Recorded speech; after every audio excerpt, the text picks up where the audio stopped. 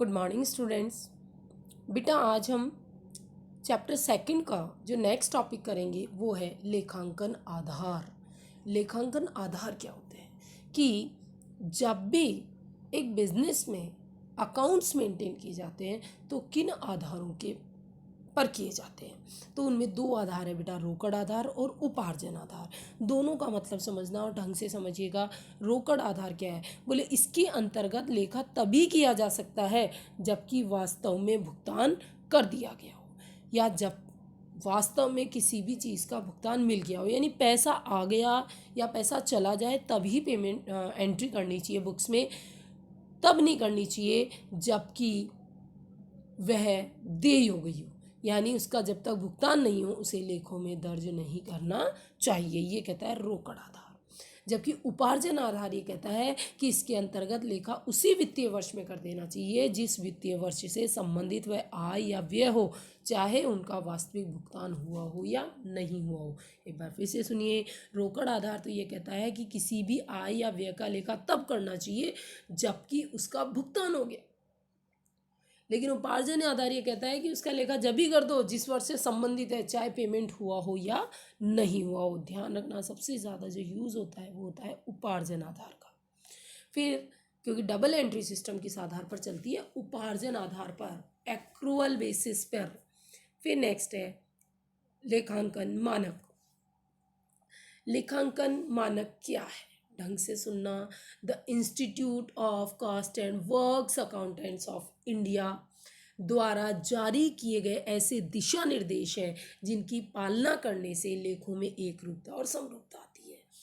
कि लेखा मानक क्या है? बोले लेखा मानक वे दिशा निर्देश हैं जिनकी पालना करने से सभी लेखों में एक रूपता व समरूपता पाई जाती है। और ये लेखा मानक कौन तैयार करता है? Institute of cost and works accountants of India.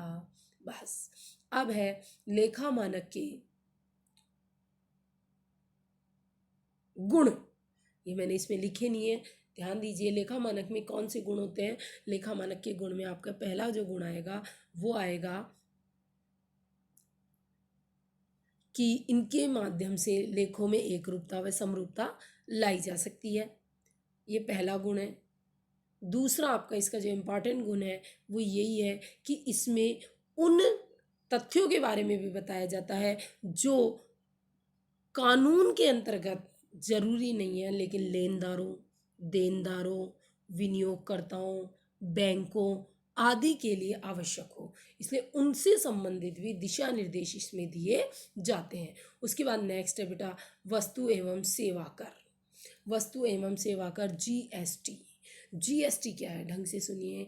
GST केंद्रीय सरकार और राज्य सरकारों के बीच वस्तुओं एवं सेवाओं पे लगने वाले कर को एक कॉमन कर का नाम दिया गया है, एक सामान्य कर का नाम दिया गया है, एक विशिष्ट कर का नाम दिया, और वो नाम क्या आया? वस्तु एवं सेवा कर, गुड्स एंड सर्विस टैक्स। बेटा इस गुड्स एंड सर्विस टैक्स के तीन तत्व हैं, तीन भाग हैं। Number 1 CGST, central goods and service tax. ध्यान रखना, इसकी फुल फॉर्म लिखना, central goods and service tax. ये क्या होता है? ये वो टैक्स होता है जो कि सेंट्रल गवर्नमेंट यानी केंद्रीय सरकार की आय का हिस्सा होता है। एसजीएसटी, जीएसटी का वो पार्ट या वो चीज़ जो स्टेट गवर्नमेंट के हिस्सा होते हैं, यानी state goods and service tax.